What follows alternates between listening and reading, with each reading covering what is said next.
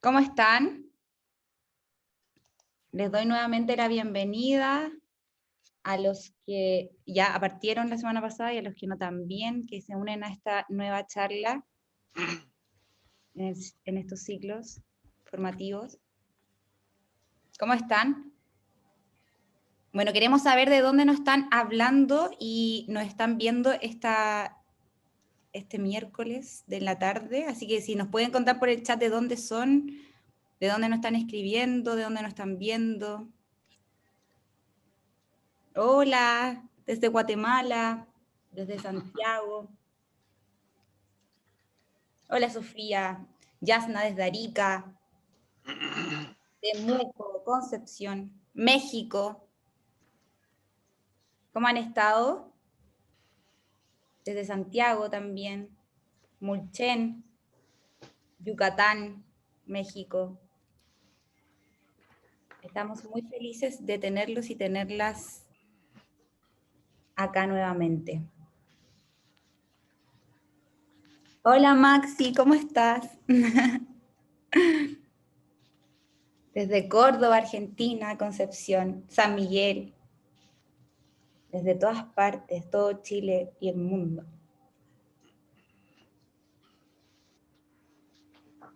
Bueno, vamos a esperar un poquito que se conecten todos y todas quienes se inscribieron, la mayoría de gente posible, así que a las 7:05 vamos a comenzar. Así que por mientras voy leyendo de dónde nos están escribiendo, de dónde nos están viendo. Franciscana, mira acá, hermana Mayra, desde Santiago, desde Santa Fe, Argentina, desde Viña del Mar. Estamos muy felices de tenerlos acá nuevamente en esta nueva charla. Hola Javier, Noelia, Patricio.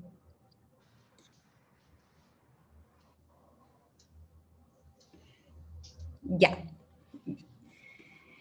Bueno, les quiero primero que todo agradecer nuevamente por estar acá a todos y a todas, por conectarse este día. Gente de muchos lugares de Chile y el mundo, así que estamos muy felices de este nuevo taller, ¿verdad? Y de esta nueva charla donde el tema va a ser Dios y el poder, ¿verdad? Así que estamos muy felices de tenerlos nuevamente. Como ustedes ya saben y como deben haber leído en varias partes de donde se ha mostrado la publicidad de estas charlas, como Red Juvenil tenemos el desafío de profundizar en la formación, no solo de jóvenes, sino que también de todas las personas cristianas y cristianas que quieran como profundizar en sus conocimientos, ¿verdad? Y por lo mismo, junto a la Facultad de Teología de la Pontificia Universidad Católica de Chile, hemos dispuesto este primer ciclo de formación que consta de varias charlas. Como ya dije anteriormente, está relacionada con el tema de Dios y el poder, y donde Antonio Bentué nos guiará esta vez, así que estamos muy felices de tenerte aquí, Antonio. Antonio es doctor en Ciencias de la Religión de la Universidad de Strasbourg, en Francia. Actualmente trabaja como profesor titular de la Facultad de Teología de la Católica. Fue responsable del ciclo Teología para el Pueblo y la Población La Victoria en la zona sur de Santiago. También ha escrito libros reconocidos como ¿En qué creen los que creen? O la opción creyente. Además, en esta oportunidad, invitamos a dos personas también para que guíen un poco la conversación y le hagan preguntas a Antonio y podamos como un poco como saber más de cómo relacionar un poco y como materializar un poco el tema de Dios y el poder. Y en esta oportunidad tenemos a Carolina Flores, coordinadora de la Red Juvenil Ignaciana de Antofagasta y parte de CBX Jóvenes, y José María Yarri, quien es profesor de historia y prenovicio jesuita. Ellos plantarán las interrogantes a Antonio en esta oportunidad. Antes de comenzar, les quiero pedir que todos y todas mantengan sus micrófonos apagados para que no hayan interrupciones dentro de la charla, ¿verdad? Les cuento que nosotros y nosotras vamos a estar pendientes del chat si tienen alguna duda, si quieren hacer alguna pregunta, que también se harán, así que al final también van a tener la oportunidad ustedes de hacer ciertas preguntas. La idea es que tampoco sea algo tan monótono, así que ustedes van a poder estar y nosotros vamos a tratar de que todas sus opiniones y sus preguntas vayan siendo parte de la conversa con Antonio. Al final, antes que se vayan y cuando se vayan yendo, les vamos a pedir que también vayan dejando sus nombres, porque para la asistencia, como ustedes saben, el final de este ciclo consta con un diploma y para eso necesitamos tener constancia de la asistencia de ustedes, así que al final, antes de que se vayan, voy a volver a recordar antes de que nos vayamos, pero de que vayan colocando sus nombres y apellidos dentro del chat, ¿ya? Así que, sin más que decir, le dejo la palabra a Antonio para que nos deleite con la charla de hoy día. Gracias, Camila. ¿Ya? Bien, es un gusto, digamos, una invitación fuera de lo habitual de uno. Además, irrumpo, como imagino que debe ser como la sabiduría anciana en medio de la juventud, ¿ya? En formación, aportando experiencia. Eso es lo que debería, ojalá sirva en ese sentido, ¿no? De hecho, va a ser una reflexión simple, 20 minutos, digamos, decir algo sobre lo que me suscita esa pregunta: ¿qué tiene que ver Dios con el poder? O el poder con Dios, ¿ya? Primero parto un tema muy simple, pero muy profundo también en su elaboración posible, que es el concepto mismo de poder. Es un concepto filosófico, que significa la potencia, la posibilidad. Poder es posibilidad. Toda la realidad del mundo es una realidad en acto, está actuada la realidad que está, pero siempre está abierta a infinidad de posibilidades que no están ahí actuadas. Eso es el poder. El poder es estar abierto a una posibilidad que no está actuada, no la tengo como posible actuación, que cuando se actúa deja de ser posible. Propiamente tendríamos que hablar así: no tengo poder, tengo la culminación del poder, la actuación de esa posibilidad. Lo que a partir de esa actuación ahora estoy abierto a más posibilidades siempre. Y cuanto más posibilidades actúo, más poder realizo, más me abro a nuevas posibilidades. Quien más tiene, más posibilidades se le abren. Al infinito, al infinito. El mundo funciona así. La cláusula aristotélica, filosófica, ¿no? El mundo es potencia y acto. Es acto, lo es en acto, actualmente es así, pero está abierto a infinidad de posibilidades que no las es en acto. Por eso es poder, posibilidad. Está abierto a posibilidades. Por eso el mundo se mueve. El movimiento es pasar de potencia a acto, actuar posibilidades. Eso es movimiento. Con que el mundo es potencia, se mueve. Siempre se ha movido, no hay mundo si no hay movimiento. Es paso de potencia a acto, ¿no? Y eso lo afecta a todo. En ciencias físicas sabemos que el mundo, desde el Big Bang, que explota, sabemos que ahí juega la competencia entre energía y masa. La energía intenta imponerse, la palabra imponerse es actuar su posibilidad frente a la masa, que frenará eso y querrá actuar la suya, que es detener esa energía, ¿ya? O adquirirla en forma de masa. Cuando emerge de ese producto físico-químico, emerge la vida, emerge esa posibilidad. La vida es una posibilidad que tiene la materia inorgánica, y de esa posibilidad llega un momento que se da la situación para actuarse aquella posibilidad. Y dentro de esa posibilidad hay la posibilidad de que esa materia que surge como vida, entonces empieza a actuarse con que hay mucha vida, muchos vivientes compiten. La competencia es estar luchando entre individuos que quieren realizar sus respectivas posibilidades. Es la lucha entre individuos que intentan actuar sus posibilidades, compitiendo. Y tendemos, y así funciona, a buscar imponerme. Cuando choca mi posibilidad de actuar con la de otro, que quiere actuar el mismo tipo de posibilidad, se impone el que más puede. Y mala suerte el otro, que queda fuera, perdió no actuó esa posibilidad, quedó fuera. Y así funciona la competencia en toda la vida. Con un criterio, lo que descubrió Darwin, ¿no? La evolución se mueve, toda la evolución de la vida, por un criterio de selección natural, de una competencia en que los más fuertes se imponen siempre a costa de los más débiles. Así funciona la naturaleza, ¿no? Cuando de esta naturaleza emerge la conciencia inteligente, la humanización, ¿no?, se encuentra en un mundo, en una realidad que funciona así, y empieza también a actuar igual.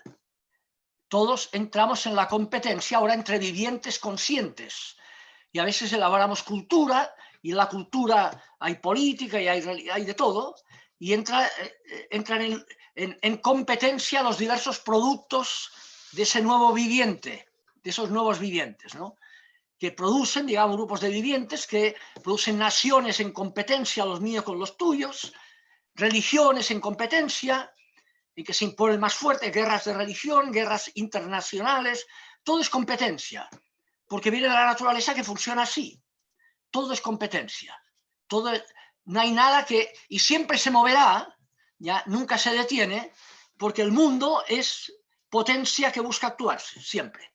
El mundo es así, el mundo es así. Cuando, por ejemplo, alguien como Nietzsche tomó en cuenta que la naturaleza funciona así, elaboró su hipótesis, dejemos en la cultura la hipótesis Dios como criterio para la libertad, porque claro, en ese mundo de competencia, cuando la conciencia emerge, se pregunta qué es lo que vale la pena decidir libremente. En el ámbito de posibilidades que hay, cuál es la que vale la pena actuar. Y entonces entran las decisiones libres. En la tradición religiosa se introdujo esa perspectiva de un concepto trascendente, Dios, y que vale la pena competir o actuar en la línea de lo que Dios es. Lo que Dios es el criterio de la trascendencia de la acción. Una acción vale tanto más cuanto más tenga que ver con lo que Dios es, el acto eterno, la trascendencia, ¿no? Ahora, si Dios ha muerto, como dice Nietzsche, si no hay ese punto de referencia, Nietzsche, yo diría, razonablemente en su perspectiva, toma como criterio la misma naturaleza. ¿Y cuál es el criterio? La voluntad de poder. La voluntad para actuar las posibilidades. Y el más fuerte se impone a costa del más débil, ¿ya? Y el tema ahora, los más débiles, si se juntan, puede producirse la metamorfosis del cordero en león, y muchos corderos juntos pueden matar un león, ¿no? Pero es un tema de poder, es un tema de posibilidad. Y todo el tema es cómo ampliar posibilidad para vencer en la competencia. Y en las universidades funcionamos así, competimos para entrar, competimos a veces para nacer, competimos para todo, para sobrevivir. Todo es la competencia. Y en la cultura humana se introduce también fuertemente el concepto de competencia en todo el mundo cultural, la competencia, deportivo, en todo. Así funciona el mundo, ¿ya? Ahora, entonces, el concepto de Dios y el poder, el mundo funciona, por eso Aristóteles decía que el mundo es potencia y acto. Dios no tiene poder, Dios es un acto eterno, sin ninguna posibilidad. No está abierto a posibilidades que no las tenga en acto, ya no sería Dios. Es un acto eterno. Perfecto. Por eso decimos que es inmutable, algo aparentemente tan fome. Es inmutable. El mundo, porque funciona por poder, se mueve, evoluciona, se mueve, siempre, siempre. Dios, con que no tiene nada que actuar, es un acto realizado, perfecto, no se mueve. ¿Ya? No puede ir a ningún lado sino sí mismo, que ya se tiene, ¿no? Es un acto eterno en sí mismo. Por tanto, la eternidad, Dios como eterno, no es infinito. El concepto de infinito no se le aplica a Dios. El concepto de infinito es un espacio-tiempo que no empieza ni termina, pero se mueve al infinito. El mundo es infinito. Probablemente el mundo nunca ha empezado y nunca terminará. Es un proceso evolutivo sin principio ni fin, pero que se mueve. Dios es inmutable y por tanto no ha empezado ni ha terminado. No corre el espacio-tiempo en la categoría divina. Eso es un concepto solo mundano. A Dios no se le aplica la experiencia espacio-temporal. Por tanto, no es otro mundo paralelo al nuestro, donde corren, no hay horario en el cielo, digamos. Es un acto eterno. No se pasa a otro proceso. En que saber los muertos del siglo XVIII son más viejitos en el cielo. No, es Es un acto eterno en que de este lado el que muere el año 1000 muere 1000 años antes del que muere el año 2000, pero del otro lado el que muere el año 1000 accede a ese punto eterno y el que muere el año 2000 del otro lado accede al mismo acto eterno. Nadie tiene que esperar a nadie. Y eso tendrá consecuencias teológicas, ¿no? De las almas del purgatorio esperando el final. No, la muerte es el fin del mundo. No es pasar a otro espacio-tiempo, es terminar el espacio-tiempo y acceder al acto eterno o desaparecer. Una posibilidad, la aniquilación o acceder al acto eterno. No es pasar a otro mundo y en otro... Ya. Ese es el tema fuerte que hay detrás del concepto de poder, que tiene complejidad y muchas consecuencias teológicas, incluso en los conceptos de la muerte y el juicio particular y universal, temas que en la teología son absolutamente desplazados después de Kant, después de tomar conciencia de que estábamos aplicando espacio-tiempo donde no hay espacio-tiempo, ¿ya? Y por tanto no hay poder. Primero eso. Segundo, Dios no es poder, por tanto. Por tanto, Dios no es omnipotente. Si acaso el mundo es omnipotente, está abierto a infinidad de posibilidades y actuarlas, ¿ya? No es omnipotente en el acto nunca ahora, lo es como posibilidad, aunque nunca podrá cumplirlo porque puede ir al infinito, siempre, nunca lo que logre habrá agotado toda posibilidad, siempre está abierta a infinidad de posibilidades, en el micro y en el macro mundo, ¿no? Dios, en cambio, no es omnipotente, es un acto eterno, ¿ya? Entonces, ¿qué es Dios?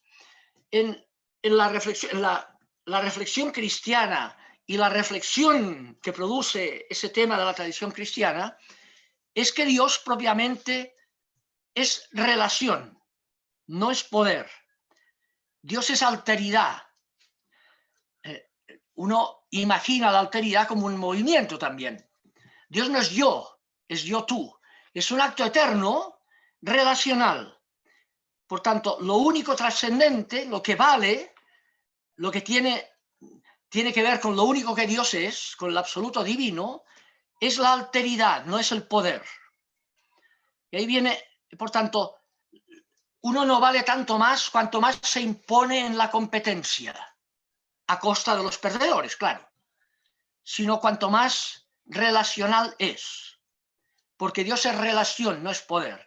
Este es el verdadero significado de la teología trinitaria, que no es un tema matemático, es una simbología para expresar que lo absoluto no es el poder, el yo que todo lo somete a él, como el concepto aristocrático o de absolutismo imperial, alguien diría, como que Dios es un solo ser, omnipotente, poderosísimo, que crea aplaudidores, creó el mundo para que, por su eterna gloria, para que haya mucha gente que sepa lo que él vale, con un tremendo narcisismo divino, ¿no?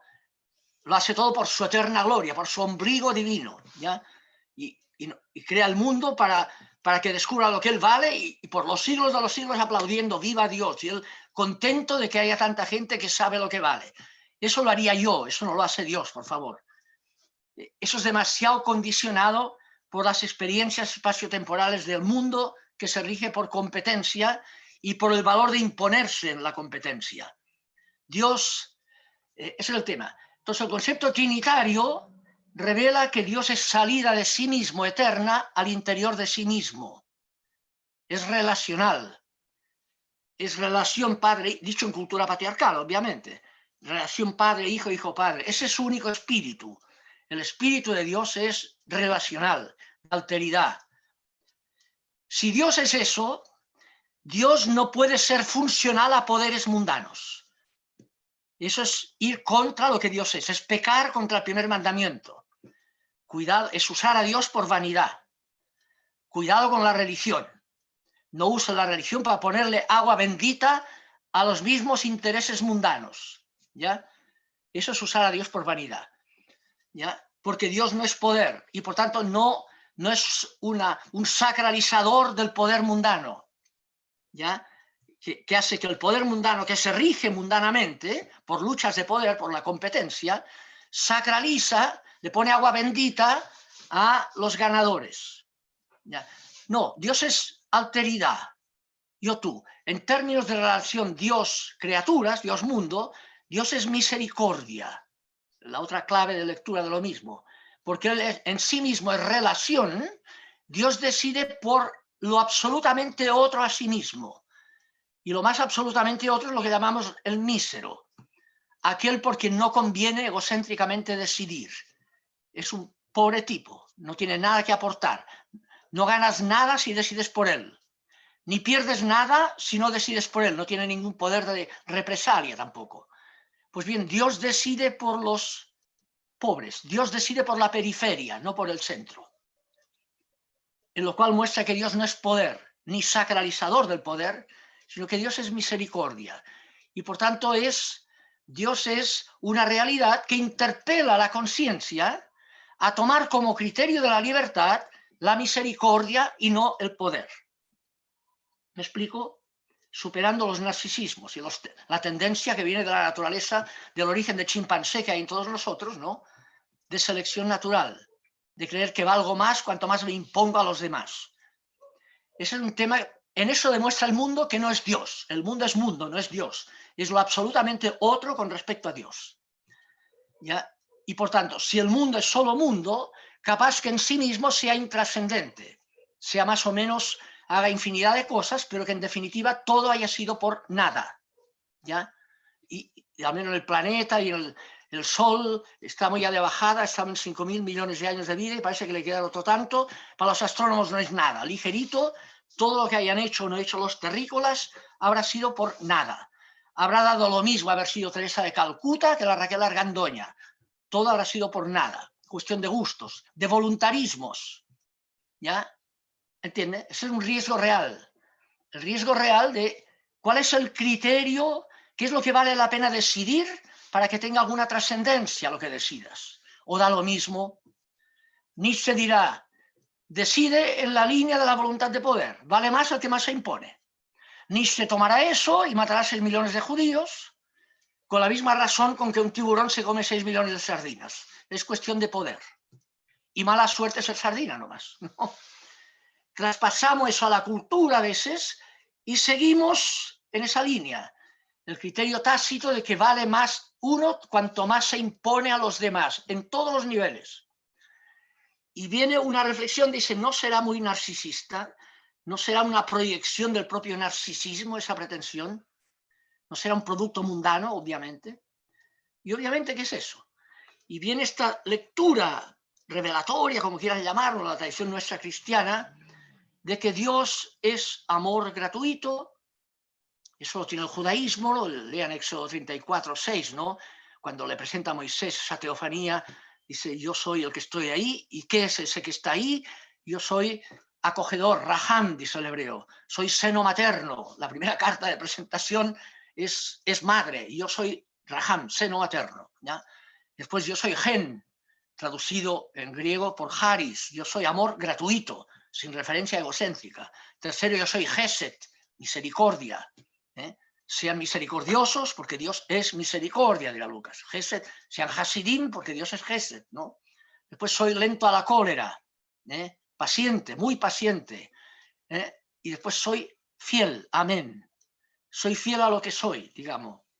Soy gratuito y por tanto confíen que pase lo que pase, yo siempre estaré ahí. Y Dios se revela a la tradición judeo-cristiana como el que está ahí. Yahvé o Jehová es el tetragrama, la primera persona del verbo ser, ¿no? Yo estoy y estaré. Dios es el que está ahí, aunque tú no estés ni ahí. Está ahí sin condiciones, porque es gratuito. Y por eso es fiel.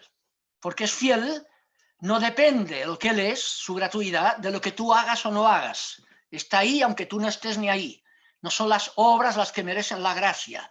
Ya no tendría gracia. La gracia es gratuita, es incondicional. Ahora, esa experiencia de que somos objeto de gracia incondicional, ¿ya?, es la que suscita o puede fundar la ética de gratuidad como consecuencia. Descubre que Dios es amor gratuito y trata que eso sea tan notable lo que descubres, que eso motive en ti el criterio de la gratuidad como decisión de tu libertad. La ética es consecuencia de la gracia.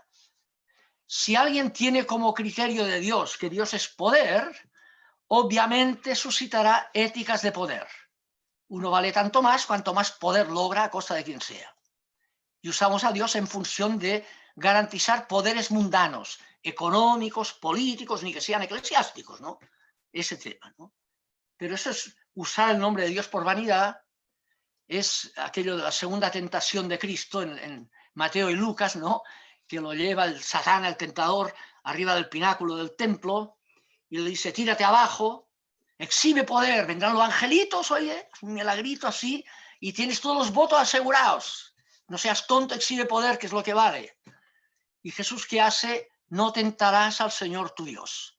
Cuidado con la religión. No uses a Dios por vanidad. Y no, ¿ya? Es el tema. Es un cambio radical. ¿Cómo cambiamos el criterio de la competencia por el criterio de la alteridad? ¿Ya? El criterio de que de una perspectiva que produce ricos cada vez más ricos, sacralizados, a costa de pobres cada vez más pobres. ¿Ya? ¿Cómo cambiamos el tema? Y ahí viene la cristología, todo explícita, ¿no? Fíjense que en los evangelios, Jesús, la palabra griega para decir el poder es la palabra krator. De ahí viene la aristocracia, la democracia, el krator, poder, ¿no? El pantocrator, el todopoderoso, pantocrator, poder. Ese concepto de poder es la palabra krator. Esa palabra nunca se le aplica a Jesús en todo el evangelio. Jesús no tiene poder. Jesús, que es la revelación de lo que Dios es, no tiene poder. Tiene exusía. La palabra es exusía. Nunca krator, es exusía. Y exusía suelen traducirla por potestad, nunca por poder. Más y mejor por autoridad. El que tiene autoridad, una cosa es la autoridad. El poder sin autoridad se impone dictatorialmente. La autoridad entra en la conciencia de la gente. Respeto a la autoridad, no respeto al poder. Si puedo, lo tiro abajo, el poder. A la autoridad le respeto. Entonces, Jesús tiene autoridad, no tiene poder. Y quiere que sus discípulos les da exusía, nunca les da poder. Cuando los manda, les dice, los mandó con exusía para expulsar demonios, que sí, nunca por poder. La iglesia no tiene poder, tiene exusía. Fíjese que ese tema, ¿qué ha pasado? Pasó que al comienzo, con que todos funcionamos por poder en la competencia, los discípulos de Jesús también. Eran gente sencilla, pescadores de todo tipo, gente sencilla, ¿no? Pero que estaban imbuidos de que lo que vale es el poder.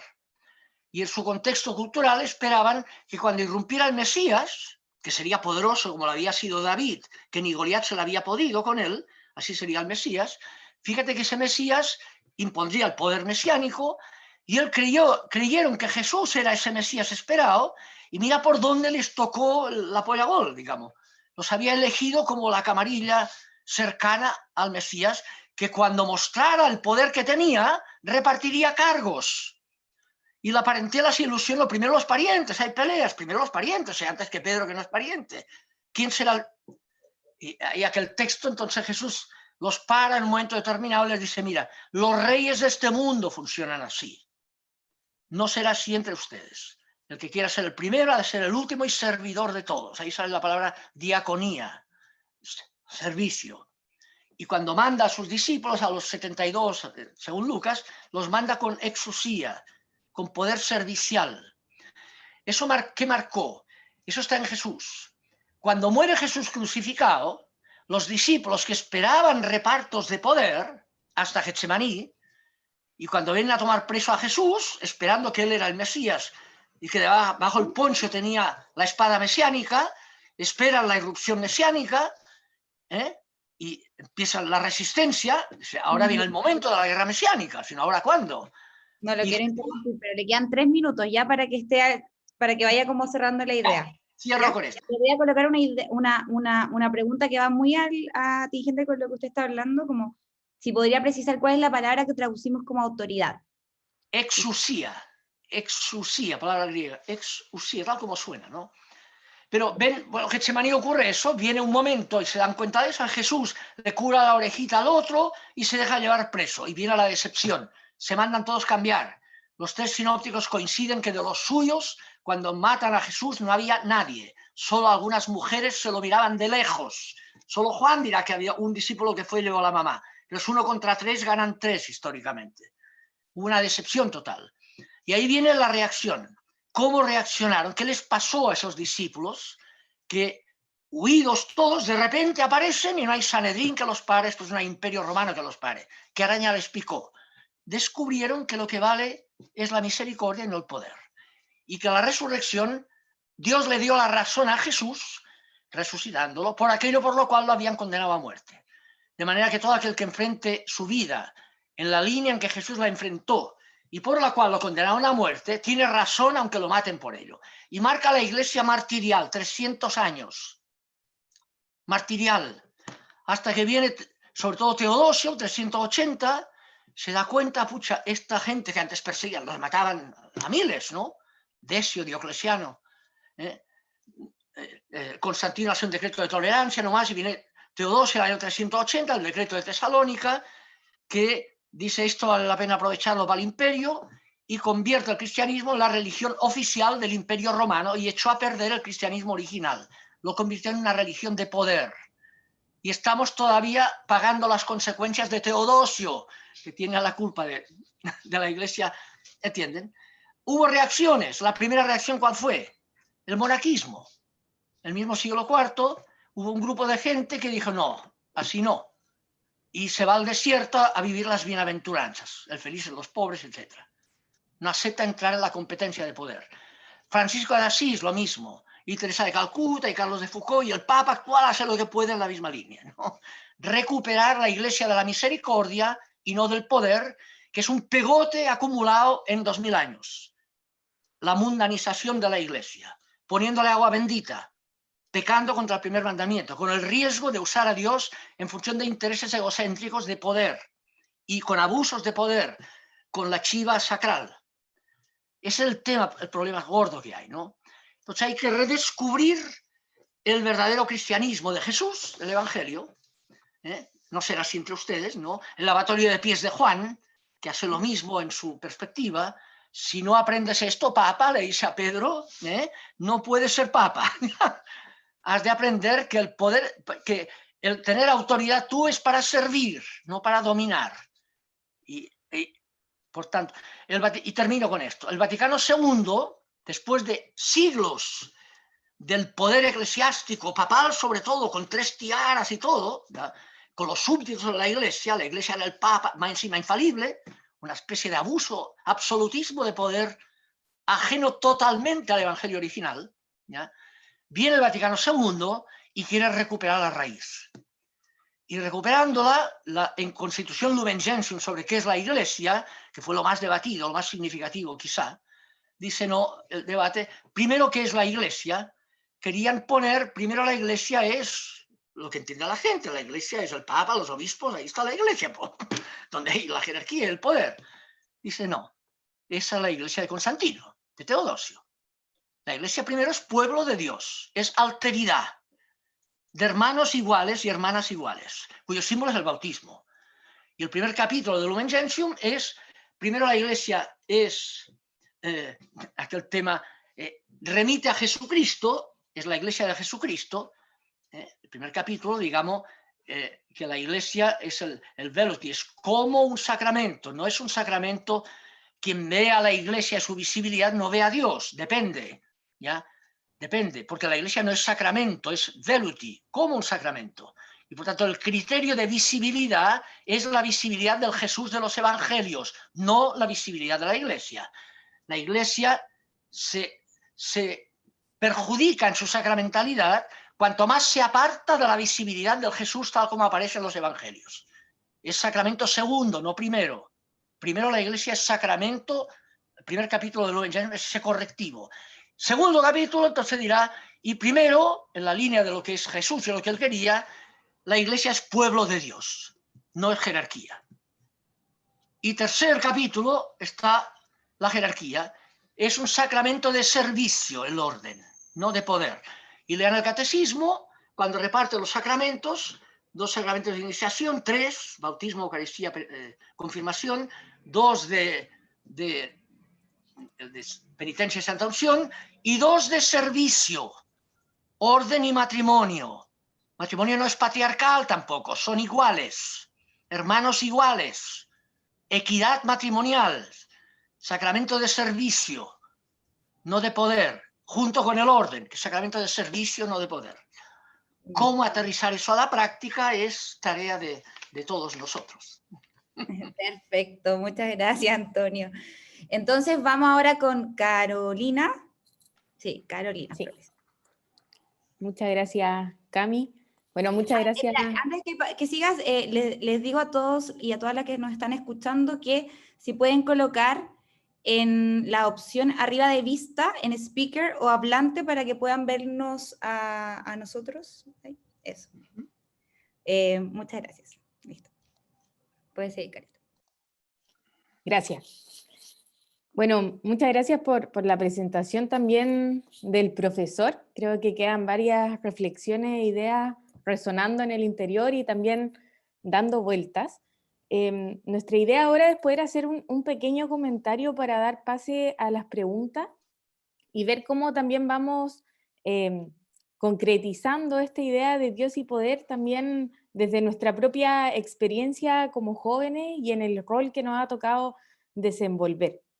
Y a raíz de lo mismo, a mí me gustaría plantear sobre lo último que estábamos hablando, de esta iglesia también que se asimila a un poder implícito de jerarquización y que también ha tenido situaciones de abuso de poder, sin duda, situaciones de grandes riquezas, que como decía el profesor en la última parte, lo podemos asimilar a lo mundano.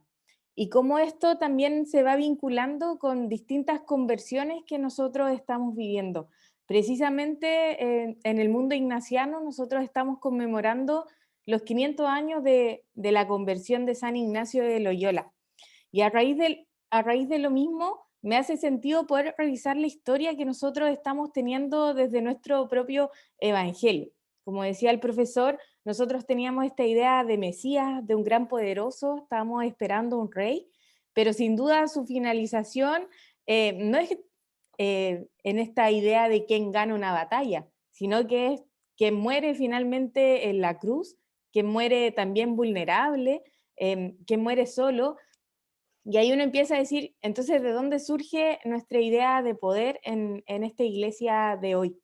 Lo mismo con la historia de San Ignacio, quien se podría entender que desde un principio también surge como una persona poderosa, en una familia de privilegio, de riqueza, quien juega un papel importante en el ejército, en una batalla, y quien de un minuto a otro recibe una herida dejándolo vulnerable de esta situación de poder, de esta existencia que él tiene. A raíz de esa herida y de ese mismo momento vulnerable es donde empieza a encontrar y a reconocer esta voluntad de Dios. Y en el fondo ahí se empieza a abrir y a vivir esta misma conversión, de dejar de lado el poder para poder reconocer esta voluntad de Dios. Y a raíz de eso mismo y como de este contexto más histórico, mi pregunta es cómo como iglesia podemos volver a esta misma conversión, de poder volver a encontrarnos con ese Cristo del Evangelio, con ese Cristo que nos representa en un camino de humildad, no en un camino desde lo mundano, en una iglesia que también hoy se asocia a los cambios que vivimos en nuestro contexto nacional, sociopolítico, también a una iglesia que se suele asimilar al poder, a la jerarquía, al abuso. ¿Cómo podemos volver y tener este periodo de conversión, a poder tener este camino de una iglesia que camina desde la humildad, que reconoce desde la figura del Evangelio y que tiene esa misión de volver a traer a Cristo al centro? Entonces la pregunta al profesor, ¿cuáles podrían ser estas claves para volver a esta conversión? Y si es que cree que es un momento, como lo fue la herida en San Ignacio, como lo fue San Francisco en el despojo, si este momento también tal vez de crisis institucional o de la institucionalidad como tal, puede ser una herida que va provocando esta conversión en los tiempos de hoy y para lo que viene en esta Iglesia católica. ¿Cuál es la metodología? ¿Yo tengo que responder algo o espero? ¿Sí? Sí. Digo algo. A ver, No tan cortito. cortito, sí. Lo primero, lo último que dijiste, lo de la crisis es evidente. Sería un mal manejo de la crisis eclesiástica el decir qué hacemos para recuperar el poder que teníamos antes de la crisis, ¿no? Es no entender nada, no acoger como signo de los tiempos la interpelación de Dios para reaccionar frente a esa crisis, que es volver al origen, aprovechar la crisis para precisamente decidir en la línea de lo que la crisis significa, que es ser más de alteridad a la Iglesia. En esa línea, y lo segundo que digo es interesante, no solo interesante, es muy pertinente lo que ha hecho el Papa actual en la convocatoria que ha hecho a ese sínodo latinoamericano, que será justamente en México en noviembre, ¿no? Una semana, en lugar de hacer una nueva asamblea de la jerarquía latinoamericana, de los sínodos episcopales, que el último fue en Aparecida, tomó eso, porque se le quejaron algunos obispos, pidieron, ahora tocaría una quinta asamblea del poder jerárquico de la Iglesia latinoamericana. Y les paró el carro el Papa, así tal cual. Les dijo, no quiero eso. Quiero un camino sinodal de todo el pueblo de Dios, en que todo el pueblo de Dios lo haga, lo prepare, y en noviembre se reúne representantes, 50 personas de todo el pueblo de Dios por igual, digamos, para redactar, digamos, la iglesia que queremos del futuro, que ha de ser una iglesia de pueblo de Dios, coherente con el Vaticano II, y no jerárquica. No es que no esté la jerarquía, no jerárquica de poder, que los obispos sean servicios, servidores del pueblo de Dios, y el pueblo, los laicos y laicas, no sean súbditos de los obispos, y que eso se note en la práctica. ¿Ya? Está la teoría doctrinal, está el Vaticano II, por suerte, ¿no? Pero ahora, ¿cómo practicamos la fidelidad al Concilio Supremo, al Magisterio Supremo, que es el Concilio? ¿Cómo practican los obispos, que son servidores del pueblo de Dios? ¿Ya? Y el servicio, no lo dije antes, aprovecho para decirlo, la forma de actuar la alteridad en la forma cultural como funciona el ser humano y el avance de la verdad es siempre dialéctica. La dialéctica es alteridad, no es competencia. La dialéctica no es competencia, es afirmación de lo mío, escuchando lo del otro, valorando lo del otro como parte de la verdad, para poder juntos llegar a una síntesis mejor. Eso es la dialéctica. Supone diálogo, eso es dialéctica, o sea, alteridad, reconocimiento de que la opinión del otro vale como la mía, que nadie tiene la verdad. La verdad se construye en diálogo, se descubre, ¿ya? Se va siendo en diálogo, en síntesis cada vez mejores, ¿no? Y eso vale para la Iglesia también. Hay textos en el Vaticano II, entre ellos el discurso de Pablo VI al inaugurar la segunda fase del concilio, notable, sobre la dialéctica precisamente, en ese discurso de inauguración del concilio, cuando fue Pablo VI el que había sido elegido de Papa. Eso yo diría como respuesta de cómo entramos y cómo aprovechamos en América Latina en la preparación y a moverse los laicos, digamos, para preparar, digamos, este camino sinodal que es dialogante, ¿ya? Y que viene de todo el pueblo de Dios, escuchado por igual. Ese es un tema importante, yo creo, que sería una forma de poner en la práctica esa afirmación del concilio, de que es exusía y no es crator. Y los obispos tienen que apoyar ese camino sinodal, no pretender, digamos, someterlo.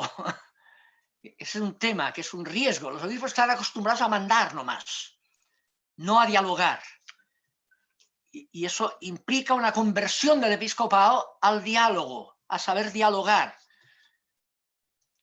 Eso. No sé si sirve por ahí. Sí, no, perfecto. Mira, como uniéndote a eso, aquí en el chat hay una pregunta, dice, al ser Dios relación, ¿cómo puede la iglesia chilena en un país tan segregado volver al criterio de la alteridad? Como muy en relación a lo que estamos hablando, ¿no? Así como... Eso es una buena pregunta, pero muy simple.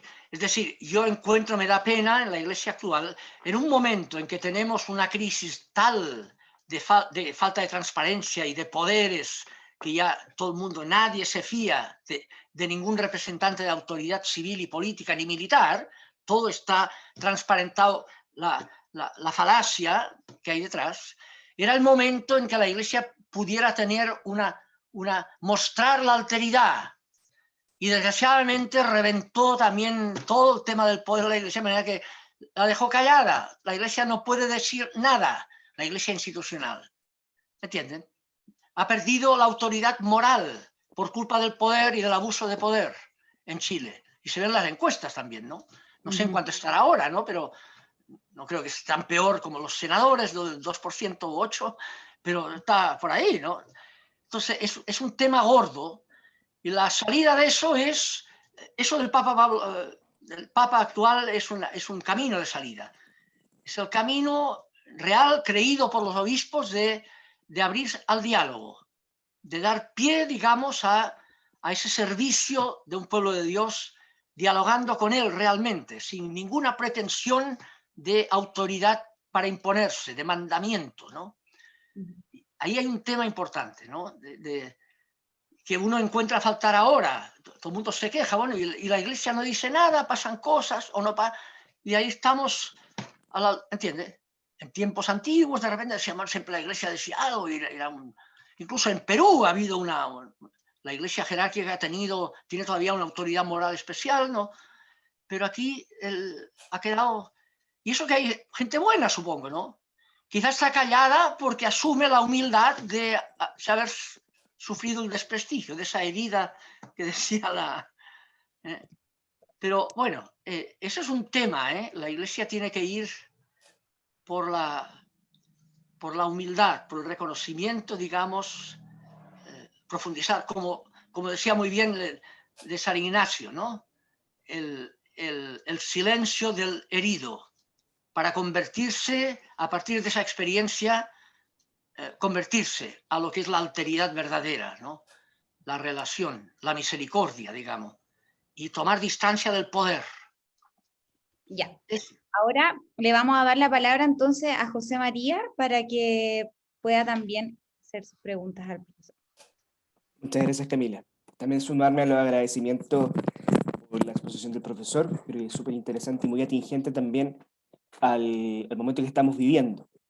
Lo que le voy a preguntar ahora es una inquietud que nace a propósito del estallido social que ocurre en Chile el 18 de octubre del 2019. Para contextualizar un poco a la gente que nos está viendo fuera de Chile, tras 30 años de políticas neoliberales, el pueblo de Chile sale a la calle, ocurren muchas protestas y eso termina en un proceso constituyente que hoy día nos tiene a puertas de redactar una nueva constitución.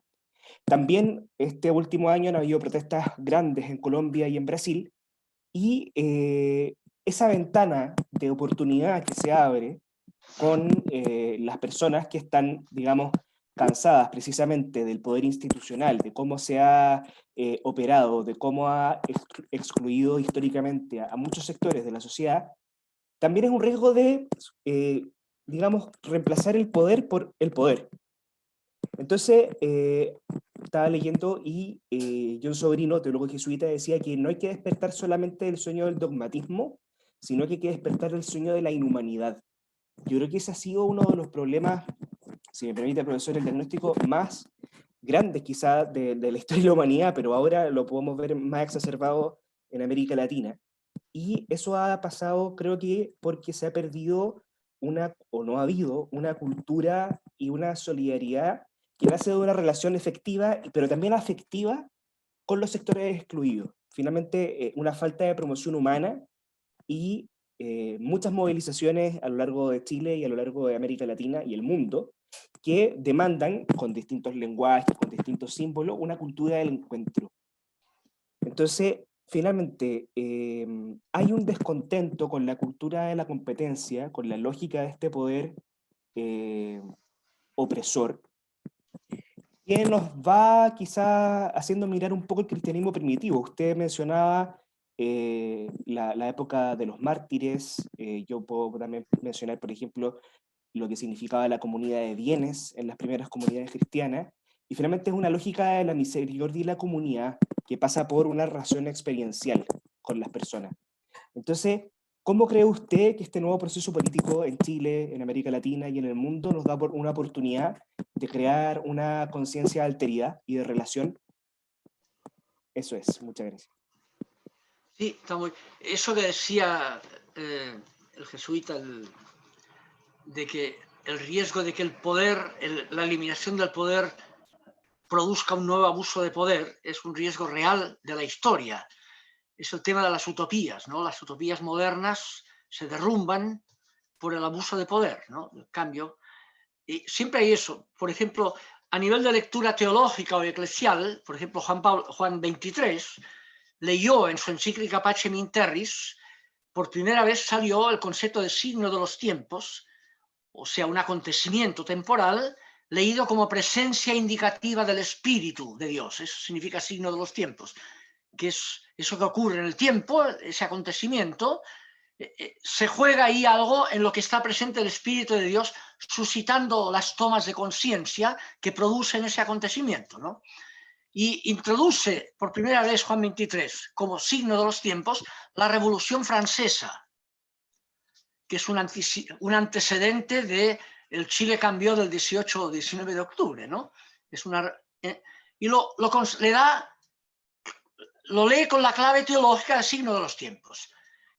Ahora, eso no quita que la Revolución Francesa mataron a mucha gente. Sí, hubo barbaridades, más que el 19 de octubre aquí.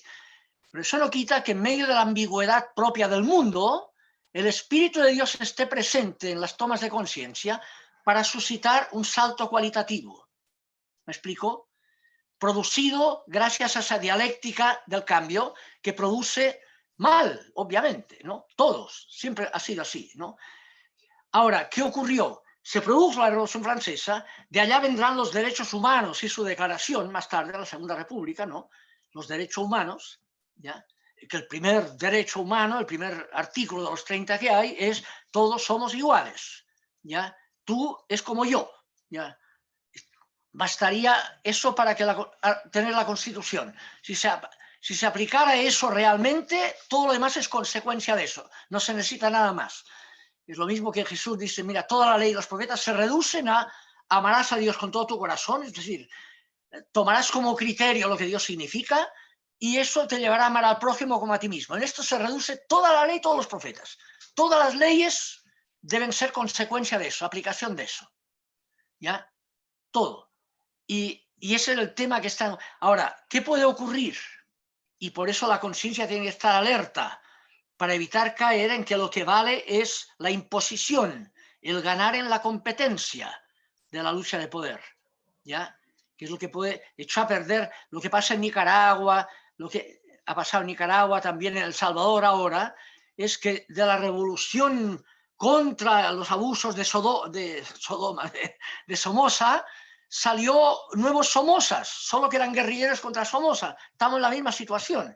No me meto en lo de Venezuela, pero hay ese riesgo de repetir lo mismo con otra cara, ¿ya? Y tan abusador como lo primero. Pasó en Rusia con la revolución, pasó en China, nos pasa, ese es el riesgo. ¿Qué pasó con la Revolución Francesa? Elijan, salió o Robespierre en un momento determinado, con la guillotina, o Napoleón con el imperio. Abusos de poder en ambos casos, ¿ya? Si no se va con cuidado, vuelve el poder a ser el criterio. Y ese es el tema en que creo que sobre todo la Iglesia de Jesucristo tiene que estar alerta. ¿Cómo estamos ahí para estar alerta? Para que no se corrompa en formas de poder lo que pueda salir de esa constitución de alteridad que ha sido constituida con gente en alteridad. La elección fue notable, fue de pueblo de Dios, no fue de una élite. ¿Me explico? Eso es un tema notable que tiene una lectura teológica. Ahí está el pueblo de Dios representado, aunque no sean creyentes, pero está el pueblo de Dios, no es una élite. Y eso van a ser la Constitución, gente sencilla, ¿ya? Donde habrá algunos abogados que ayudarán también en la parte técnica, pero las opciones la gente sencilla las tiene muy claras por dónde tiene que ir. Pues verá quién lo redacta mejor o peor, pero las opciones de lo que está en juego ahí están muy claras, que son opciones de alteridad, obviamente, ¿no? Ahora, que no se corrompa eso. Yo creo que hay la presencia de la Iglesia dentro de los constituyentes o donde sea es ayudar a mantener la mística de la alteridad, de la relación de alteridad, y que todo esté presente y no caer en el riesgo, por suerte, digamos, el tercio famoso que no se alcanzó podía ser un freno que obligara a lo que ha ocurrido en política habitualmente, que es el compaginar, competir compaginando, un poco para ti, un poco para mí, ¿ya? ¿Entienden? Y aquí, con que no hay eso, puede ser una cosa más claramente de alteridad todo, sin renunciar en ningún punto a esa alteridad, sin conceder nada contra la alteridad para ganar otra cosa, ¿no? Sino que todo ello sea coherente con que lo fundamental no es la competencia y por tanto el poder, sino la alteridad. Y sobre todo la alteridad con el que es más marginado, más misericordiosa, que la alteridad tome en cuenta a los discapacitados, sobre todo a las mujeres de todo tipo, a los niños, a los ancianos, más. Esas son las prioridades de la alteridad, la misericordia, ¿no? Los que se la pueden menos por sí mismos, ¿ya? Yo creo que por ahí es donde, José María, lo que me suscita, ¿no? Y la reflexión de las comunidades de iglesia, y ustedes lo son, ¿no? Es un poco en esa línea, cómo entrar en eso. Yo descubrí ayer, tuvimos una reunión ya aquí en Concepción por Zoom, éramos 50 o así, pero sobre la presentación ya y la forma, porque hay modalidades para entrar en esa asamblea sinodal, porque hay que participar para que sea real que es el pueblo de Dios, ¿no? Tiene que haber, porque hay el riesgo en que los obispos se sienten pasados a llevar, quizá, no lo montan ellos, no lo monte nadie. Estamos esperando a que el obispo, y aquí hubo un grupo de laicos que tomó la iniciativa, involucró a mucha gente y no convocó el obispo ni a la iglesia oficial, sino que lo convocó una red laical, digamos, sin ninguna ganas de ruptura, ¿no? Al contrario, de participar en la línea que lo quiere el Papa Francisco, ¿no? Y no porque lo quiere, en la línea de que parece más coherente con el Evangelio de Jesús, ¿no? Eso. Ojalá sirva. Muchas gracias, profesor. Sí. Muchas gracias, Antonio. Sí. Bueno, ahora quisiéramos darle la palabra a las personas que están acá en esta charla. Así que quien quiera hacer su pregunta, veo que hay preguntas muy interesantes en el chat. Entonces, quien quiera hacer la pregunta en voz alta, digamos, y que levante la mano, entonces nosotros vamos a ir tomando la mano para que puedan participar, ¿ya? A ver si alguien, si no, aquí yo voy con algunas preguntas que están acá ya en el chat, pero si alguien quisiera decirla él o ella misma, sería también muy genial para conocernos, ¿no?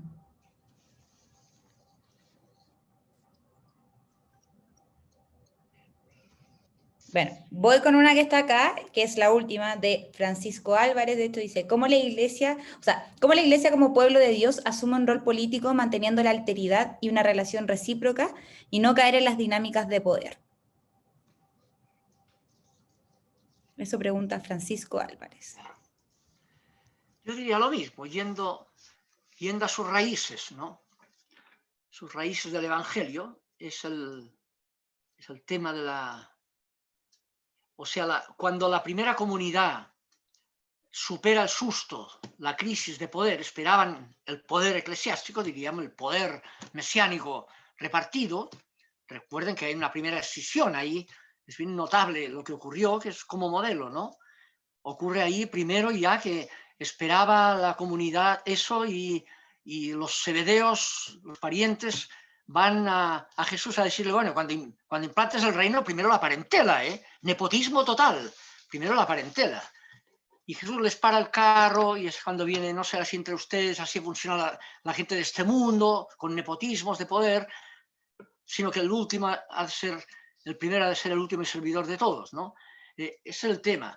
Y cuando ya viene el susto, lo dejan todos votado porque no les conviene, y algo ocurre, que toman conciencia de que Dios estaba en el crucificado, y que Dios lo ratifica, entonces eso les da una fuerza y una energía tremenda para salir, no hay Sanedrín que los pare, no hay imperio romano que los pare, y empiezan comunidades de alteridad completa, en que no hay jerarquías, ¿ya? Hay servicios distintos, diaconías distintas, y también los 12 no son jerarquías, son servicios que hacen, ¿no? Como Pablo, marcan un tipo de iglesia que, como decía muy bien José María, los Hechos describe como aquella comunidad en que juntaban las cosas, lo ponían a los pies de los discípulos y se daba a cada uno según su necesidad. No era por competencia, sino que por solidaridad. Y ese ideal, de donde surgió el ideal monástico, también cenobita, ¿no? Es un ideal que ha quedado siempre presente en la iglesia, ¿no? Ahora, ¿cómo hacerlo? Y ahí viene, la iglesia, la tradición en la iglesia siempre ha sido el crear instituciones, grupos que se preocupen de los desvalidos, ¿no? Que den de comer, y eso ha sido notable, ¿no? En comunidades populares, parroquias que han organizado ollas comunes, qué sé yo, servicio a enfermos y cosas de ese. Bueno, de ahí surgió en América Latina la primera teología de la liberación. Cómo la Iglesia podía estar presente en un proceso de cambio hacia una sociedad más de alteridad y cómo superar los criterios de poder. Eso fue el intento primero de los años 68, no solo de la teología, sino del magisterio de liberación. Salió eso de Medellín, el tema, ¿no? Los obispos de Medellín salió la nomenclatura de una iglesia liberadora que busca ayudar a acompañar en el cambio, no en la mantención del statu quo. Ese fue el tema. Gaudium et Spes comprende que el principal signo de los tiempos era la protesta social, ¿ya? Viene Medellín, se da cuenta que en América Latina había ya protestas, había habido lo de Cuba, había muchos movimientos, y en lugar de condenarlos como algo que iba contra el statu quo, contra el orden social, que sería lo que Dios quiere, la mantención del poder tal como está, dice no, en esta conciencia que produce movimientos hacia el cambio de todo tipo, el Espíritu de Dios está presente, porque corresponde más al Espíritu que animaba a Jesús. El Espíritu está por el cambio, no por la mantención del statu quo. Y por tanto, todo aquel que quiere ser fiel al Espíritu se ha de apuntar al cambio, no a la mantención del statu quo, ¿ya? Y eso marcó las teologías de liberación y los magisterios de liberación en parroquias y así, en comunidades de base, ¿no? De meterse en no por competencia, sino por ayudar a estar presente en el cambio hacia una sociedad más fraterna, más equitativa, ¿no? Más igual, más fraterna, esa es la palabra nuestra, ¿no? Y ahí se convirtió las inquietudes hacia la liberación en el principal signo de los tiempos en América Latina, tanto que de ahí surgió por primera vez el concepto de pecado social. Sale por primera vez ahí, después lo retomará Puebla y sale incluso en el catecismo está. ¿Y qué es el pecado social? Dice, pero ¿cómo pecado social? Si cada uno peca por su cuenta. No, pecado social significa que dado que el Espíritu de Dios suscita conciencias en la dirección del cambio, ¿ya? Todos aquellos que son responsables de mantención del statu quo participan del pecado social, tanto más cuanto más responsables son de eso, cuanto más se oponen al cambio. Y eso marcará el concepto de pecado social o pecado estructural, también lo llama Puebla, ¿ya? Hay un tema importante ahí, ¿no? Que va a la pregunta que me hizo, me parece que iba por ahí, ¿no? Cómo la Iglesia se ubica en el tema político. Se ubica en el tema político no yéndose a la punta del cerro, a rezar por los que se ensucian las manos en la calle, ¿ya? Sino ensuciándole las manos también, pero con alteridad, ¿ya? No con violencia competitiva de poder, aunque te saquen la mugre, ¿no? En esa línea hubo muchos en las protestas desde el 18 de octubre en la Plaza Dignidad o en la plaza como le llamen, no sé, no, hubo mucha gente motivada por este concepto, por participar en aquello sabiendo que se jugaban, que les llegaba un perdigón al ojo. No dijeron, mira, juntémonos en la parroquia a rezar un rosario y que los comunistas se frieguen en la plaza y nosotros nos quedamos en la capilla a rezar, ¿ya? Y a protegernos en el rezo. No, dice, hay que, precisamente a veces era una presencia para evitar la violencia, para hacerlo de una forma que garantice una protesta, una crítica a lo que se pretendía, en la línea del cambio, sin violencia, mitigando la violencia, ¿no? Eso se había dado ya, ustedes son jóvenes, ¿no? Yo lo viví en los años 70, en las protestas de la época de Pinochet, había mucho, era un tema constante. ¿Qué hacemos los cristianos, las comunidades de base? ¿Nos juntamos en la parroquia a rezar o vamos a la marcha así, sabiendo que ahí... Y bueno, se decidió, vamos a la marcha, sin armas, sin nada, pero a estar ahí presentes y participar, digamos, del riesgo que implicaba una marcha y de ser víctimas en esa marcha. Y a veces se pasa eso. Antonio, mira, Ivana, Holguín, y después vamos con las manos de Mary y de Julio, que te quiere hacer una pregunta. Ivana, ¿puedes hacer la pregunta? ¿Te presentas? ¿De dónde nos estás hablando? ¿Qué haces? Y ahí... Dale, Cami, perdón por la cámara apagada, pero estoy en fachas de trabajo. Hola, bueno, Antonio, soy Ivana Holguín de Ecuador. Hola. Es la primera vez que participo en un evento de entonces Hola. me ha sido muy bueno. Me quedé pensando en la parte que decías que no usemos a Dios como vanidad. ¿Cómo discernimos eso en nuestra vida diaria? Por ejemplo, yo tengo 33 años, trabajo de maestra, creo ser una persona que trata de hacer lo mejor posible. Y en esa búsqueda que las personas conozcan a Dios, puedo tal vez allí como que, no sé, tal vez no ser un buen apóstol, ¿no? Y sí porque está el tema del poder, de la soberbia. Entonces, ¿cómo yo discierno esa parte? ¿Ya? Y hablando así como que lo más, no sé, como que algo muy, no sé si muy espiritual o algo muy cotidiano. No sé si ahí Claro, está clara mi pregunta. Sí, está muy clara. Está muy presente, es una pregunta muy ignaciana esa. ¿Cómo discernir la voluntad de Dios, ¿no? Claro, es una pregunta cristiana simplemente, ¿no? Y el discernimiento, bueno, lo que dijimos ahora de los signos de los tiempos, es un criterio de discernimiento. Ver en lo que acontece cómo el Espíritu de Dios puede estar presente, suscitando tomas de conciencia que motivan libertades en la línea de esa toma de conciencia, y ¿qué es lo que motiva a Jesús? Jesús se la jugó por su presencia del Espíritu que lo ungía, que lo penetraba y que lo llevaba a decidir en la línea que decidió y no caer en la triple tentación que le formulaba Satán, ¿no?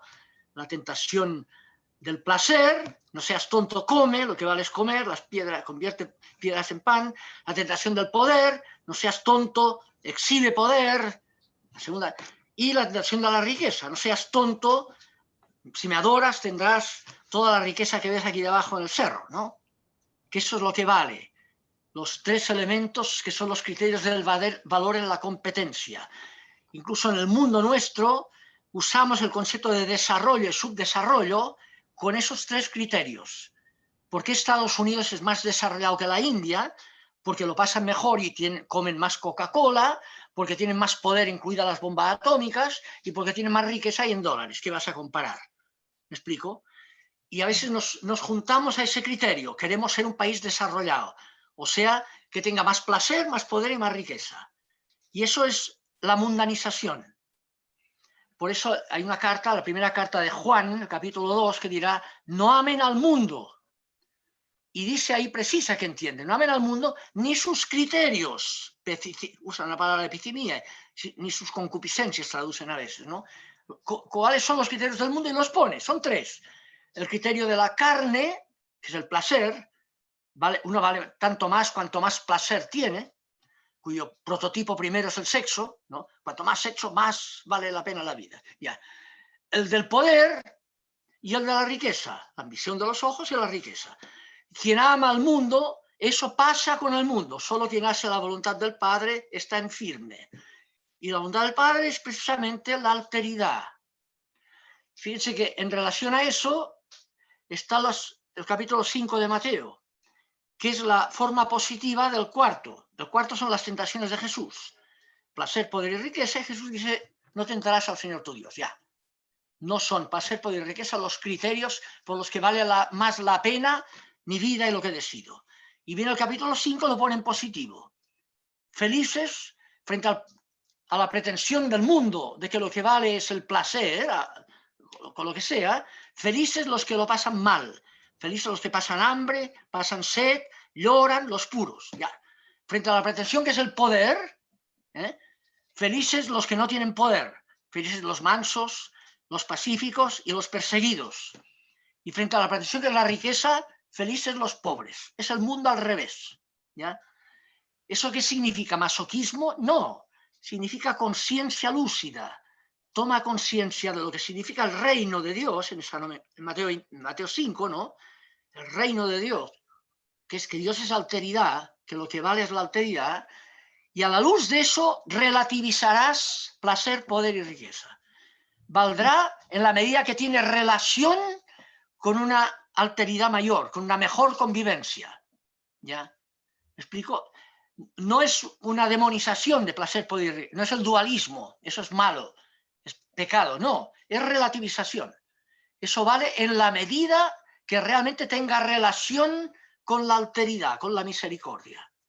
Un poder en relación a la misericordia realmente, no de palabra, sino que es un poder, bueno, eso claro, puede ayudar mucho. Hoy necesitamos mucha plata para que la gente en África pueda comer, ¿ya? Entonces, juntemos plata, pero que sea clara, que es, no porque vale por sí misma, no se la queden, que sea más plata para llegar más en misericordia a los que lo necesitan. Antonio. Eso es relativo, todo es relativo al amor gratuito, a la misericordia, que es lo único absoluto. Antonio, sí. Aquí, sigamos con las siguientes preguntas porque hay varias manos levantadas ya para que podamos contestar la máxima de preguntas Quizá, posibles. ¿por qué no las pones seguidas y yo digo algo al final?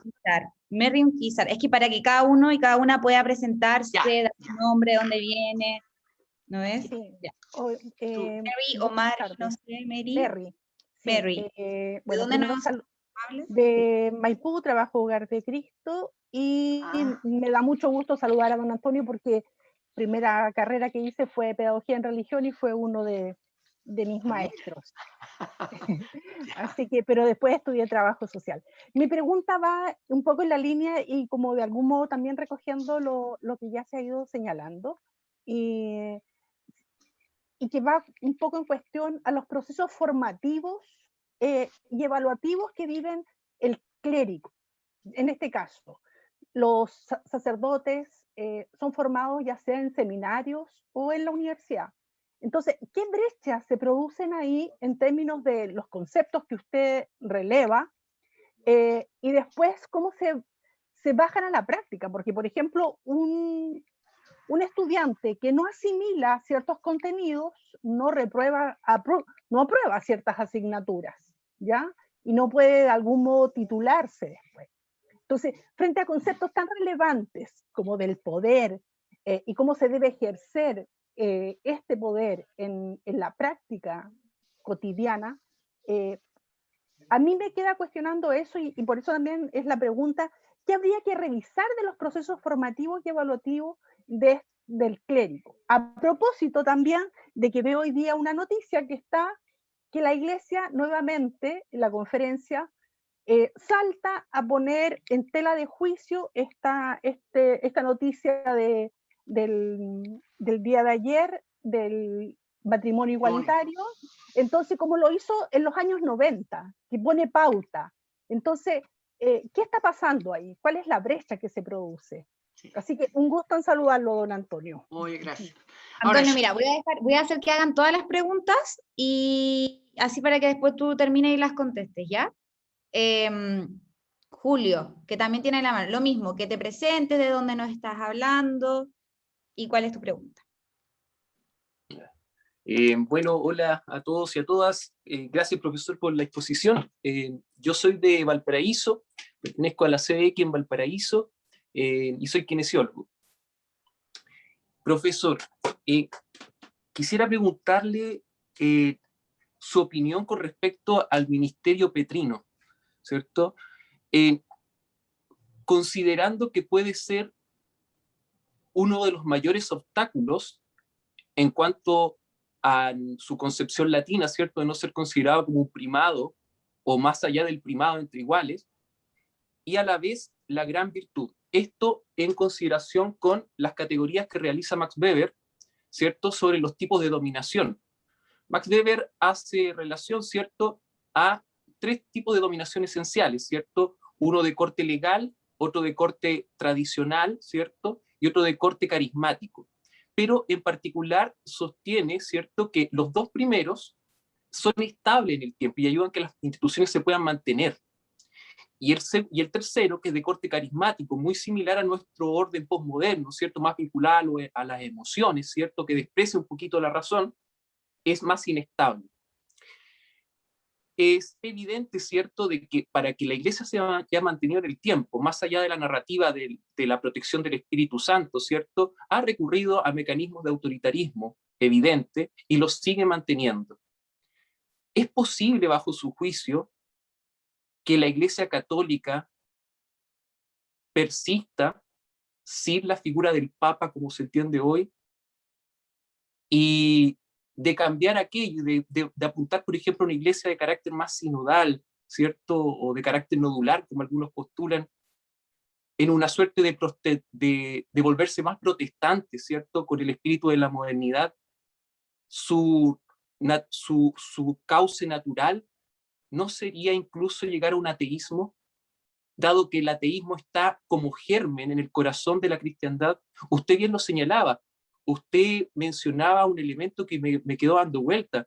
Decía, Dios es relación, y es un tú y un yo. Dios es acto puro. Por lo tanto, eso vendría, bajo esa lógica, a cuestionar directamente lo que es el proceso de encarnación. Vendría a cuestionar, lo entiendo yo, la idea de la Trinidad.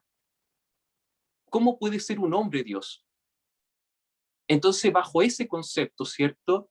Este Dios que es acto puro, ¿no sería lo más sensato, ¿cierto?, poder aceptar este descubrimiento de Kant, ¿cierto?, de este techo de no mezclar niveles, poder aceptar los aportes de Hegel, ¿cierto?, de entender el absoluto en la comunidad, y poder aceptar los aportes de Krauss, ¿cierto?, con que Dios no tiene una naturaleza trinitaria, que Dios tiene una naturaleza de carácter panenteísta. Panenteísta, ¿en qué sentido? De que no es el mundo, como bien dijo usted, es más allá del mundo, pero también es el mundo, también está en el mundo, en la naturaleza, y no solamente nosotros los hombres, que con vanidad, ¿cierto?, con orgullo creemos que somos los únicos seres que podemos relacionarnos y compartir. Genial. Gracias, Julio. Y finalmente, Jocelyn, que tiene acá la mano levantada. Perdona que te voy a llenar de preguntas, Antonio, pero para que te explayes después de eso. Y a las personas que se van retirando, les pedimos, por favor, que vayan dejando sus nombres también en el chat. Como le decía, para el tema de la asistencia. Muchas gracias. Jocelyn, ¿de dónde eres? Lo mismo, ¿qué haces? Y ¿cuál es la pregunta? Ojalá Bueno, sea. muy buenas noches a todos. En verdad, bueno, no voy a hacer una pregunta tan así como arriba con tantos filósofos, sino que algo más real. Bueno, mi profesión, soy profesora de personas ciegas, esa es mi profesión, pero bueno, ahora estoy estudiando trabajo social. Pero mi pregunta es como joven, ¿no? Como que hoy día de verdad que me desperté en la mañana con esta noticia de que la conferencia episcopal habló sobre el matrimonio igualitario y me dio rabia, la verdad que me dio rabia en cuanto a decir, chuta, mi iglesia no se pronunció ni para la pandemia ni para el estallido social y ahora se viene a pronunciar por esto, ¿no? ¿No será el tema del poder? ¿No será de defender lo que tiene? ¿No será el tema abrirse a algo más grande? ¿A miedo qué tiene la institución de iglesia, ¿no? A perder ese poder, o a lo mejor a este siempre he sido así, a defender entonces nosotros como jóvenes tenemos otras ideas también, no sé, como que eso a mí me dio mucha rabia, impotencia de cómo hacerle entender, ¿no?, a la institución de que hay que abrirse, pues, que no todo siempre es así. O esa pregunta que decía Alberto Hurtado, ¿qué haría Cristo en mi lugar? ¿Qué haría Jesús en mi lugar? No sé, como que al final yo dije, pucha, la iglesia no, o sea, como institución, ¿no? La jerarquía no estuvo ahí, no dijo nada cuando miles de personas me perdieron los ojos en la calle y ahora por esto salió a... No sé, eso es mi pregunta en verdad. Gracias, Yossi.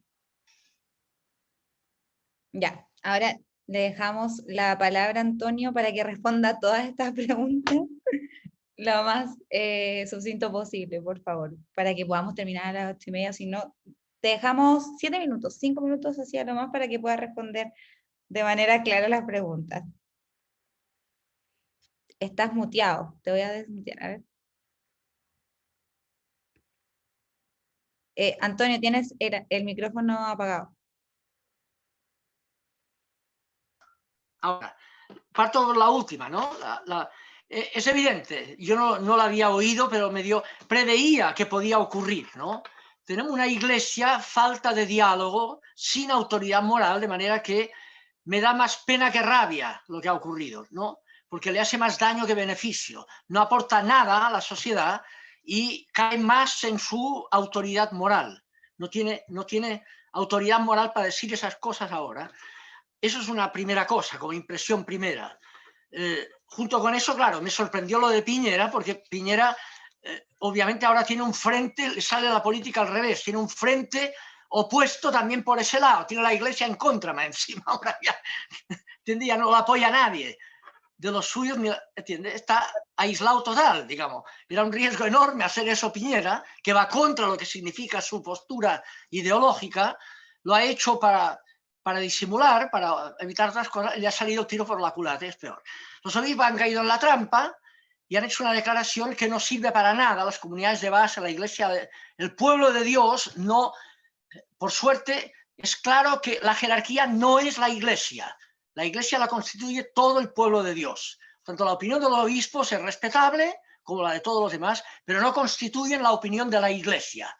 Yo no opino así, y hay más gente que no opina así, creyentes, ¿no? Eso es un aspecto. Y el segundo aspecto es la cosa en sí. Y es el ver que el amor realmente es lo único absoluto. Donde hay amor, está bien. Antes de entrar, ¿y cuál es la pareja que se ama? Hay que preguntar si se ama.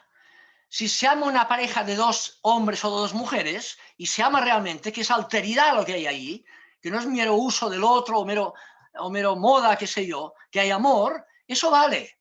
Vale más que una pareja heterosexual que no se ame, aunque esté casada por la iglesia. Es más auténtico.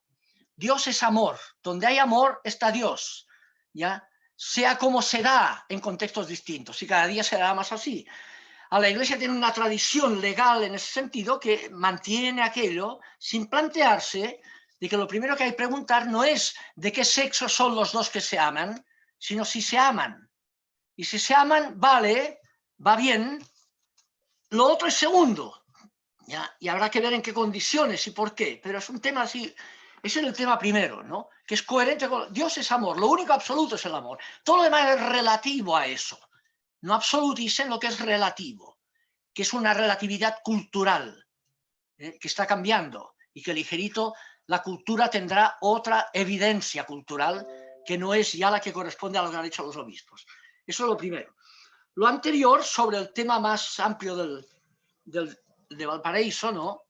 Yo diría, me sorprendió porque estoy de acuerdo, es decir, estoy de acuerdo en qué, en que el monoteísmo, o sea, el significado real de la Trinidad es la profundización del monoteísmo. Dios es una realidad absoluta, es un acto eterno. Lo único que Dios es, que en términos de analogía, la analogía que es más coincidente en todas las religiones como valor, es el amor gratuito, la misericordia. En eso coincide el judaísmo, Dios es amor, y todo, sean misericordiosos porque Dios es misericordia, en la ley de la Torá, Dios es amor de Juan, el Corán, todos los capítulos del Corán empiezan, Alá es clemente y misericordioso, el Basmala, todo lo demás es relativo a eso. Hay muchos pajaritos en la cabeza de Mahoma, cuando no es coherente con eso, eso no es palabra de Dios. Lo mismo que en la Biblia, ¿ya? Es palabra de Dios condicionada por condicionamientos mundanos y culturales, ¿no? Ese es el tema. No podemos ser fundamentalistas. Entonces, la pregunta trinitaria es la forma de decir, en forma que no es matemática, sino simbólica, que Dios no es un yo absoluto, que somete, que tiene criaturas sometidas, sino que Dios es en sí mismo relación. Y hay mundo porque Dios es relación. Yo no habría creado. No le aporta nada excepto dolores de cabeza a la creación. El que haya lo que no es Dios, lo absolutamente otro, ¿no? Ese es el tema, el descubrir que lo absoluto se juega en la relación, que Dios es yo, tú en ese sentido, es salida de sí mismo eterna al interior de sí mismo. Ese tema, ese es su único espíritu, como una padre y a hijo, digamos, porque Dios es Espíritu Santo, que es el amor de Dios, por eso decimos que es padre e hijo, por eso decimos que es relación, no es poder. Y eso va contra conceptos de poder del Pantocrátor. Cuando Jesucristo, que nunca se le dice que tiene poder, sino exusía, como dije, viene el siglo IV y por culpa de Constantino, Teodosio y la iglesia que había también, el concilio de Nicea y otro ya viene, convierten a Jesucristo en el Pantocrátor, traiciona el evangelio anterior, ¿ya? Por el hecho de, porque lo que hay en Jesús, el hombre Jesús, es la revelación en forma culminante, en forma inesperada, de que lo que significa que Dios es amor, que es aquel himno quizá el más antiguo que hay en todo el Nuevo Testamento, Filipenses 2, conservado ahí, tenga los mismos sentimientos que tuvo Cristo Jesús, el cual, siendo él de condición divina, se autovació de esa dignidad divina, la kenosis, ¿no? Y se hizo hombre. Uno diría, puesto a ser hombre en New York. No. En la situación kenótica se hizo hombre y hombre en situación de periferia, no de centro. Y por tanto, de periferia, y murió como hombre de periferia, como un esclavo. Y en eso hemos reconocido que es el Señor. Dios se revela en la visibilidad del crucificado Jesús de Nazaret. ¿Ya? Es la única religión que no es una religión de poder. No lo es ni el judaísmo, ni el islam, ¿entiendes? Sino que creemos que Dios se revela en un perdedor, no en un ganador. No por masoquismo, sino porque revela que lo que vale la pena como criterio de la libertad no es ganar en la competencia, sino la fraternidad, la alteridad, incluso a costa del propio poder, o bien teniendo el poder para un mejor servicio de alteridad real, en relación a la alteridad, ¿no? Y eso para mí es el núcleo del cristianismo, ¿ya? Y así fue durante 300 años clarísimo. Y cuando hay conversiones, como la de San Ignacio y otros, ¿no? Siempre descubren eso. Carlos de Foucault, que ahora canonizarán, otro caso notable, ¿no? En que descubre eso y descubre en el crucificado, en el nazareno, 30 años de vida oculta, que no es bestseller de nada, un obrero 30 años en vida oculta. Antonio, y cuando salió... 3 minutitos ya para que vayamos terminando con la última pregunta. Descubrió eso Carlos de Foucault y eso le motivó, encontró que eso era divino, que el mundo no funciona así. Y eso sintió la motivación de buscar una forma de vida en la línea de lo que eso significaba. Lo encontró, que eso da trascendencia, que así no funciona la inmanencia mundana. Eso huele a divino, ¿no? El tema es... Y finalmente, la última cosa, un minuto, para la primera, la de Maipú, que yo coincido con lo que digo. Yo creo que es un tema largo. Estamos en un seminario en la Facultad de Teología de Profesores sobre el problema de los abusos de poder sexual, etcétera, en la Iglesia, viendo a fondo sobre eso con especialistas. El otro día viene un psicoanalista y hay el tema importantísimo ahí, ¿no? Que es la formación de los seminaristas, ¿no? De los que serán futuros, y del clero. El clero ya está deformado ahora. El que hay muchos están deformados, obispos deformados. Hay que evitar que hagan daño nomás, ¿no? Pero ya la conversión les cuesta mucho, ¿ya? Les cuesta mucho, ¿no? Pero hay que buscar, digamos, que el criterio de la Iglesia futura, para ser criterio de alteridad, en que los cleros se han de formar, no para cuando les den su parroquia y sean los dueños, los pequeños dueños de fondo de cada parroquia, que se forman para entrar en la clase y en la casta sacerdotal y en el poder clerical con aspiración que desde ahí quizá podrán llegar a ser obispo incluso, o cardenal, ya saber, ¿no? Es un tema de carrera de poder eclesiástico, ¿ya? Que ha sido favorecida por siglos de historia en la Iglesia y que ha hecho crisis en los seminarios, ¿no? Ha hecho crisis radical, ¿no? A los seminaristas se los ha de formar en términos de que son servidores, que se forman para integrarse en comunidad. ¿Ya? El clero no puede salir del seminario para tener parroquias de barrio alto y cobrar plata y tener auto al tiro. Eso es una deformación. Y que no quieran, tenga que haber misioneros de Francia, donde sea, para ir a las parroquias populares. ¿Ya? ¿Entienden? No, los hay también chilenos, pero hay un tema de cuál es la motivación del seminarista. Es que ha descubierto lo que Dios es en Jesucristo y quiere entrar en esa onda de alteridad o no. Y eso hay que medirlo. Y si no, aunque haya menos, no sirve. ¿Ya? Muchas gracias, Antonio. Bueno, por ese lado la Mary era, ¿no? Mary. Sí, Mary, sí. Por ahí eso daría para mucho, pero es un tema somos muy conscientes del problema, ¿eh? Y si me das medio minuto, claro, ahí me da pena y rabia porque a veces, qué sé yo, cuando hubo todo el tema del obispo de Osorno, ¿sí? Yo lo había tenido de alumno hace años, hemos tenido alumnos, y claro, uno dice, pucha, y a él y también al de Talca, el Horacio, y al de Valenzuela, y también el otro, el de, ¿cómo se llamaba el otro? El Barros, Barrios. El Barros, el de Osorno, el de Talca y había el de Colchatic, el de Linares, que se está todavía ahí. Habían sido alumnos y con ocasión de lo que pasó, en marzo del 2016, o sea, antes de que tomara posesión Barros, entró en mi conciencia y dice, algo tengo que hacer yo aquí. Y les escribí una carta y después salió pública, pidiéndoles que por amor a la Iglesia renunciaran los tres al episcopado. Les pedí la renuncia como consejo de un viejo profesor. Digo, por el bien de la Iglesia, ¿por qué no renuncian? A los tres, una carta a los tres, ¿no? La pueden encontrar por ahí, ¿no? Y les di mis razones, así muy amablemente, pero yo creo que Y después vino el Papa y más encima y yo quedé como la mona, digamos, porque dice, bueno, mira, le pide. Pero le di, mandé para decirlo todo, mandé la carta a los tres obispos y le mandé con copia al nuncio y al arzobispo de Santiago, que era Monseñor Esati. El nuncio nunca me dijo nada. Esati me contestó, fíjate.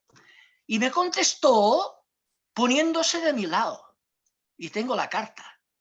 De manera que yo siempre digo, mira, Esati tendrá sus encubrimientos, sus cosas, no sé, pero en ese punto, por eso no fue a la consagración del obispo, no fue el de Osorno, ¿no? No estaba de acuerdo. No, y en Roma no tomaron en cuenta la opinión de él, que era presidente de la conferencia, y no lo tomaron en cuenta para evitar que el de Osorno fuera nombrado. De manera que y él me contestó la carta muy amablemente, simplemente yo pensaba que me jugaba, porque era mi superior, el gran canciller de la universidad, me podía destituir y chao, ¿no? Pero bueno, en esa línea, digamos, yo creo que hay mucho que hacer. Sí. Y los laicos tenemos mucho que aportar, no podemos quedarnos callados. Tenemos que entrar ahí y ayudar a los obispos a que cambien, a que no metan tanto a la pata, ¿ya? Y eso hay que hacerlo, digamos. Bueno, eso. Muchas gracias, Antonio. Sí, muchas gracias. Bueno, queremos recordarle y darle las gracias a todos y a todas por asistir hoy día. Y felicitarte, Antonio, porque me cuentan por interno que estás cumpliendo 50 años como teólogo. Así que muchas felicidades también por poner al servicio de todos nosotros y todas nosotras tus conocimientos. Y les recuerdo que coloquen su nombre por el chat para que vayamos a tomar asistencia y las dejo invitadas para la próxima semana, en el mismo canal, a la misma hora, una nueva charla que lleva por nombre Dios y el Cuerpo, que va a estar a cargo de, como guía y quien nos va a dar una cátedra, Mario Insulza. Así que nada, los dejamos invitadas para la próxima semana. Espero haya sido también de mucho enriquecimiento personal esta charla y les agradezco a José María, a Carolina, por haber participado hoy día. Lamentablemente que no podemos tomar todas las preguntas, pero yo creo que se respondieron la mayoría, así que muchas gracias por participar. Así que van dejando su nombre y va a estar, queda grabado en YouTube si no me equivoco, ¿no? Que después se sube a YouTube, sí, se sube a YouTube para que ustedes lo puedan ver, al canal de Tiempo Maíz. Dejan su nombre y bueno, los dejo y las dejo invitadas para la próxima semana. Muchas gracias. Sí, a todos, muy amables, gracias. Pueden ir dejando su nombre e ir retirándose. Muchas gracias por la instancia, se pasaron. Qué bueno, Mary, te gustó. Saludos, don Antonio, me encantó verlo. Chao, Ivana, que estés súper bien. Chao, Pablo. Gracias por la instancia. Adiós. Leslie, que estén muy bien.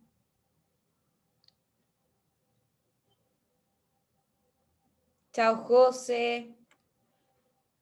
Benjamín. Que estén súper bien. Adiós, Antonieta, que tengas buena semana.